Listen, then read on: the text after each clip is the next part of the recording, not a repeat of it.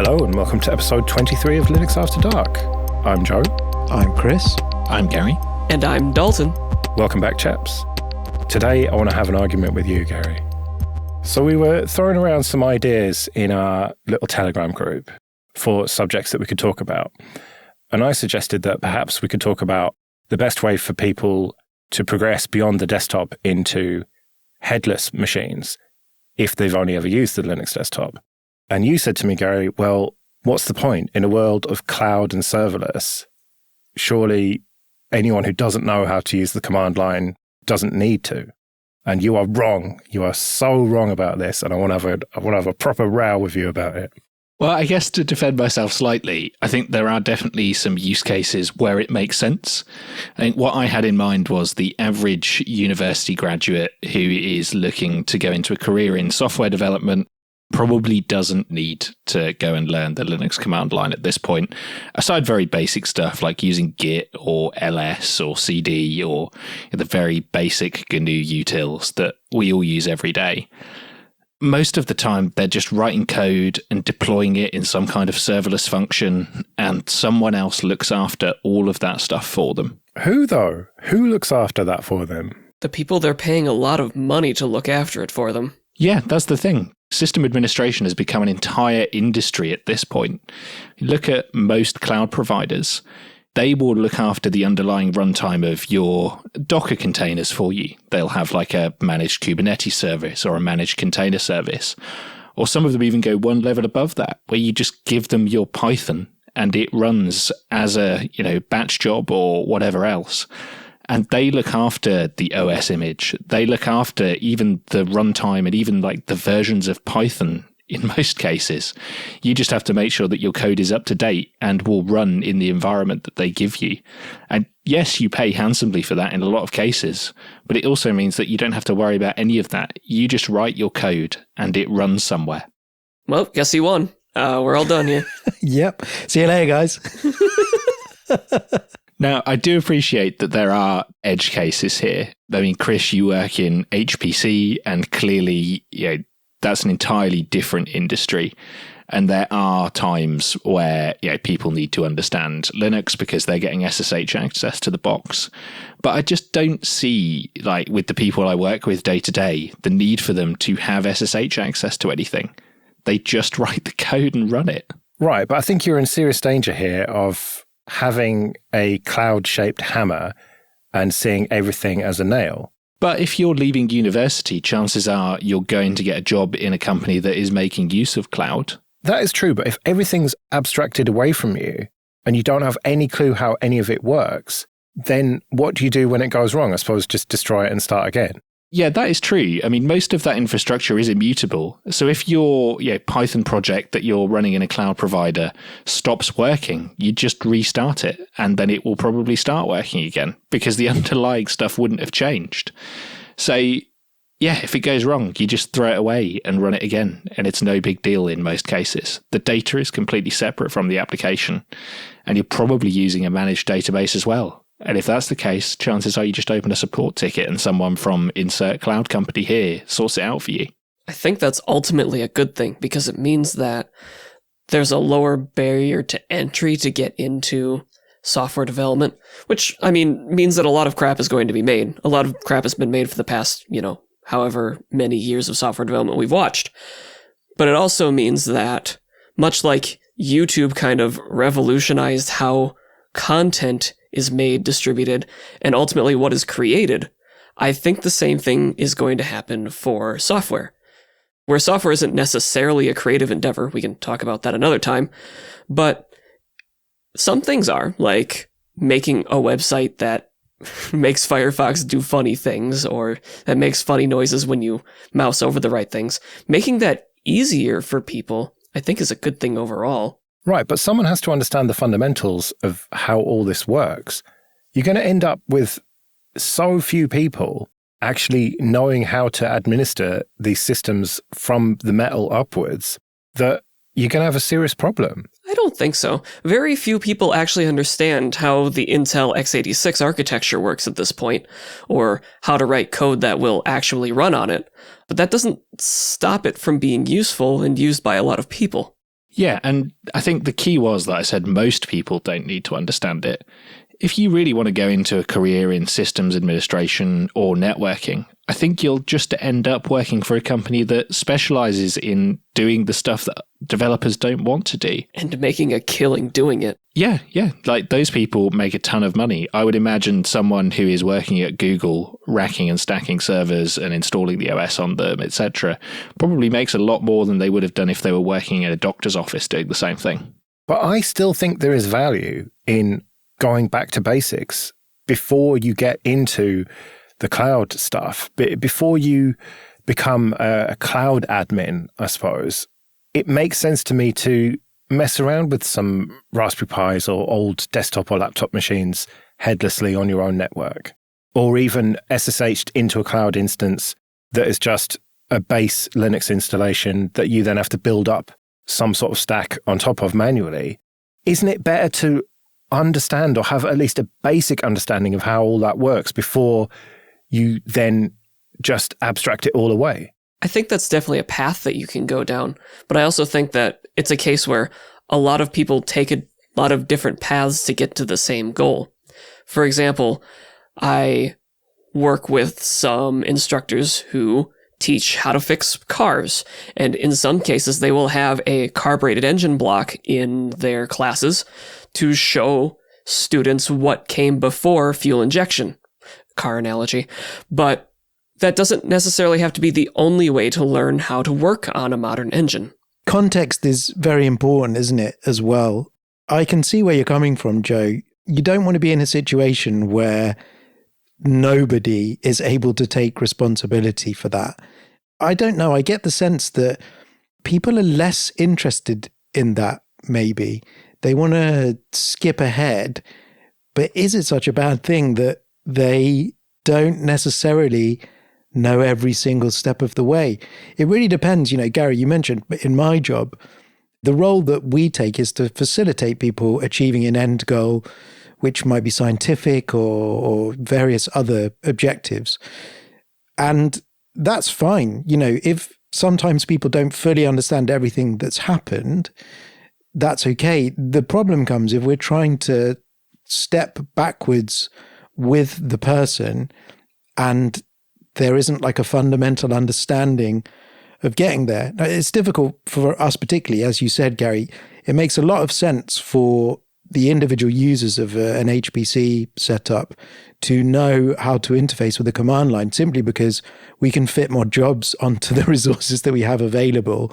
If you can write a small batch script that then gets sent to a scheduler and is allocated resources. We do also have graphical environments, but you have to limit that because you're going to fit a lot less of those in the hardware you have available to you. And you don't want everyone to just fall back to the GUI all the time. But it is a very different setup than a lot of what you might work in, Gary, where if you're offering various elements as a service and it's paid for, then at the end of the day, if it's functioning and all of those pieces are in place, that's fine. The only worry I would have is if you ever turn around and go, it's broken. Okay, how's it broken? Oh, it says this. What does that mean? And then a tumbleweed for like 5 minutes because nobody involved in the process at all has any idea of what that means. So it really is about context. I wouldn't want the complete loss of the basic building blocks, but I'm not as strongly where Joe is. I think if they're still handled, then that's fine. I do think that it's becoming a slightly lost art, potentially. Lost art just means more money for the people who can do it. Yeah, that's true. That's true. But I don't know. It's just my sense. I feel like people are less interested in that kind of nitty-gritty stuff than they are in shiny, exciting end product where someone else has done that nitty-gritty stuff. So you say this, but I think those people are interested in different nitty-gritty things. So, for example, I would have very little interest in going and writing a role-based access control policy. But these people can almost do those kind of things with their eyes closed. Similarly, they deeply understand things like zero trust and not having a concept of a local network for services to intercommunicate across, which is something that we just never had in the old days. So I think there are different pieces of nitty-gritty stuff that they are interested in. And it's just moved further up the stack than perhaps when we started out in our careers. And certainly to Joe's point, it can be helpful to have that kind of knowledge. For example, because I understand C and managing memory and how Python is doing that under the hood, I can understand why sometimes you get weird behavior out of doing a long-running process in Python, why the memory leaks occur and things like that. But that, for the most part, doesn't mean anything for the code that I'm writing, whether it be a Flask web application or just a script that's scheduled by GitLab CI to do a thing every 6 hours. It, for the most part, doesn't matter, and it wouldn't matter if I knew that or not for the output of my work. Yeah, and I think that those kind of skills are really valuable, and those are the kind of skills that you end up with in quite senior engineers, like principal engineer types. It's certainly, in the people I talk to day to day, they don't understand that kind of stuff, and therefore they end up writing quite poorly optimized code, and it costs them a lot more to run it. And then when you really get into the nitty-gritty of it, you find actually they've just written a Python application that's a long-running task that's got awful memory leaks. But you move it up the chain to a principal engineer who does understand that stuff. You help them rewrite it. You give them a few pointers about the environment that code is running in. And generally, they can improve things. So yeah, I think that kind of knowledge is still valuable. I think it's just not every developer needs to know it at this point. Because you're not going to have an angry sysadmin coming after you when a box runs out of RAM. You're going to have an angry CFO coming after you when your bill for AWS is suddenly 30 grand. Is it a case that as things have become more complicated, we necessarily need to abstract more of this stuff away? Because you can't hope to understand the whole stack top to bottom.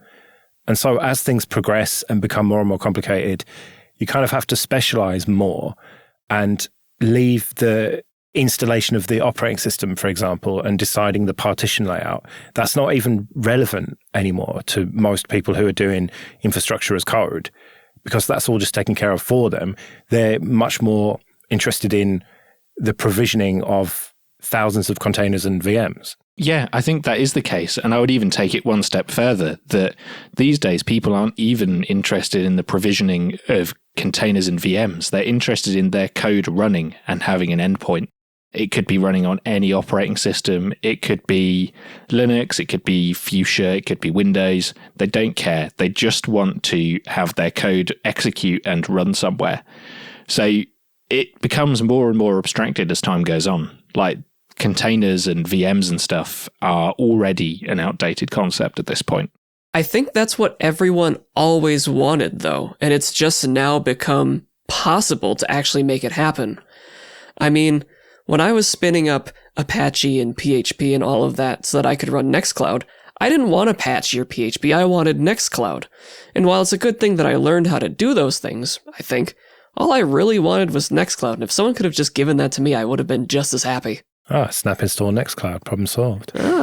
But we are getting to the point now where there are very large organizations who are having their "we have no servers anymore" parties because they just don't need it. Someone else looks after that stuff for them. It's just become almost redundant at this point for most organizations who are just trying to run a web app to even bother with that. What about the eggs and baskets argument, though? My understanding is that each cloud provider is sufficiently different that as you abstract it away and get deeper and deeper into one cloud provider, it becomes less and less possible to move to another one, and you just become completely dependent on them. Yeah, I mean, we've had this discussion before on Late Night Linux when you've asked me to come and troll Phelim. And I do agree with you. There is a danger of vendor lock-in. But there's always been a danger of vendor lock-in, right? Like when you chose to use Oracle for your DB. Don't do that, kids. Yeah, don't do it. But you were locked in to Oracle. When you chose to run your website on an IIS web server, you were locked in to Windows. So being locked into a single cloud provider isn't that bad. And I guess more to the point, If all you care about is running your Python application, you just have your Python code.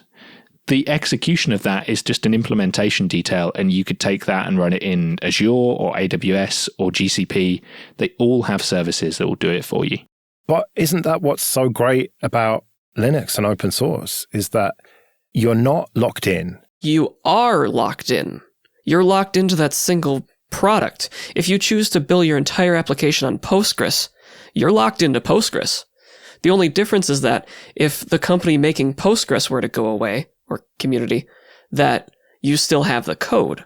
I think it's just about sensible decisions, isn't it? That's the thing. It's like we discussed in our own personal setups about how we all, I think, are actually doing a similar thing where we use platforms to a certain level where we're not so far in that we can't get out, whether that's having our photos in Google Photos, but that not being the only place that they're stored, and having a file-based backup of them so that they can be moved elsewhere. It's the same thing like Gary said. If you've got your Python code that you've written, that's the most important thing.